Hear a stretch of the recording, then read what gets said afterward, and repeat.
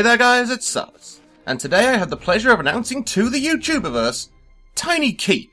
I'm bad at this.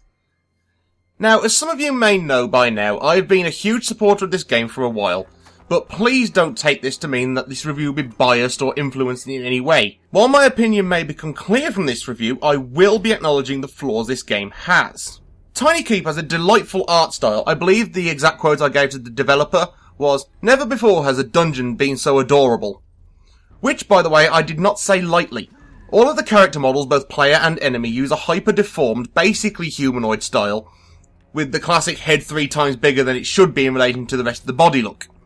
Which I believe does go a long way to offset the harsh medieval fantasy setting. This choice in art style also makes the game, already quite excellent animation style, seem more dynamic, by which I mean, when the characters swing their swords, it looks as one would expect, clumsy and difficult, because the characters know how these weapons work, but are not, shall we say, especially skilled with their use.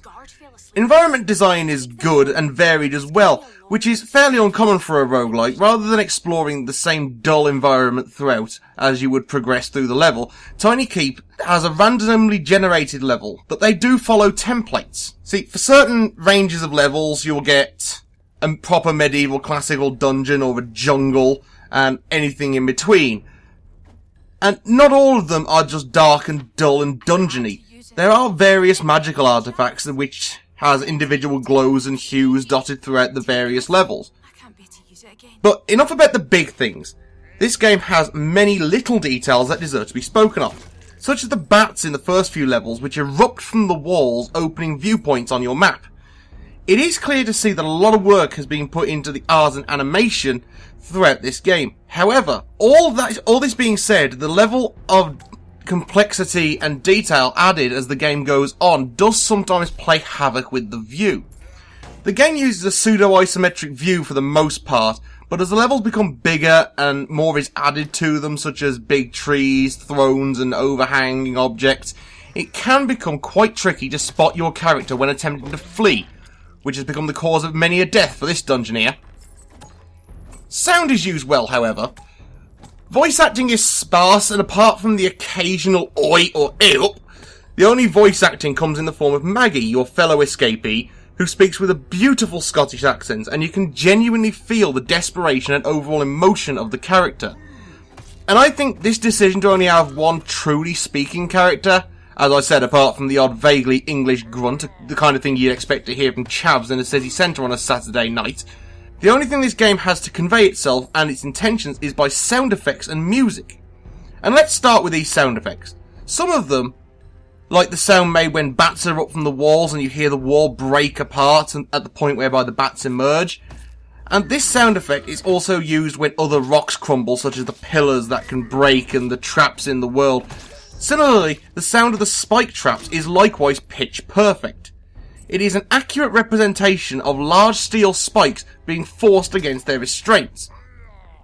But that's not to say all the sounds are spot on. For instance, the sword, when not striking your foe and instead bouncing off the various physics objects, it can sound less like they're hitting stone, more an empty glass jar.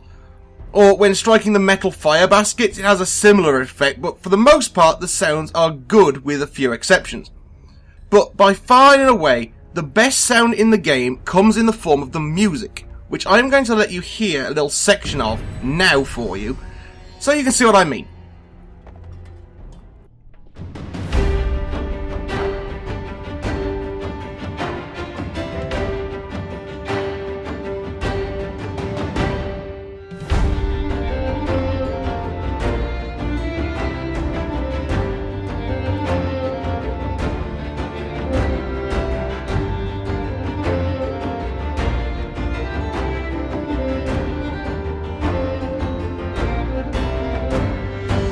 Now, from that small section alone, I'm sure you can hear what I'm on about here.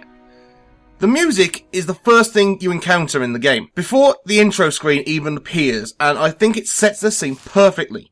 From first hearing this music, it immediately sells the light-hearted yet medieval fantasy and only improves on first impressions when the main menu appears and your character shuffles onto the screen, and the reason why I say this is because if you've ever watched a fantasy movie or a historical reenactment, you'll notice that the sounds and tones used in these are recreated, remixed and remodernized to an incredible standard. You can clearly tell that this has been a labour of love to make this game. Now, I'm not going to give a spoiler alert here as I usually do, because it's a fairly standard story which has probably already been spoiled by many a game before it. Basically, you wake up in a dungeon, you'll find Maggie gone and expecting you to escape with her, along with her guidance, assistance, or just her dickery. But as far as a classic you're in jail, escape from jail story goes, it is well framed with the addition of a companion you don't even see until you're almost at the end of the game. So it's clear to see effort has been put in to spice up many areas of this game, particularly regarding the standard story that's already been used 1,000 times. And the gameplay does not disappoint either. In fact, I would say for a roguelike, the gameplay is where Tiny Keep is truly a standout. Unlike the majority of the genre, instead of the turn-based click and move interface which has become pretty much standard roguelike toolkit at this point, to be honest with you, I'm surprised someone hasn't released Roguelike Maker in the style of RPG Maker, but I digress. Tiny Keep uses a real-time movement and combat system, so the players have to make sure they keep an eye out for openings and opportunities, and the game becomes quite skillful. If you ask me, this is what roguelikes have needed for some time. But it's not just here that Tiny Keep evolves from its entire genre archetype. The game also features physics objects which can help or hinder escape, real-time traps and the ability to release your fellow prisoners to aid you in combat. However, this is not always ideal because not all of your fellow convicts are always pleased to be free. Hey, there is a reason they're in there, you know. Also, unlike a lot of its brothers, Tiny Keep dials down a lot on the RPG elements. The closest thing it has to them is the ability to pay the money you collect from killing enemies to fonts for randomly generated buffs.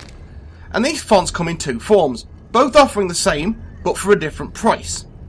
Ones found in the open in the dungeons are usually more expensive, and those found a cube's width away from the level exit are usually cheaper.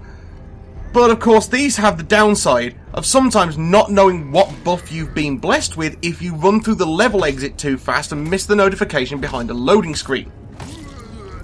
But all being said, Tiny Keep is what the modern roguelike genre has been crying out for a very long time, at least in terms of its mechanics.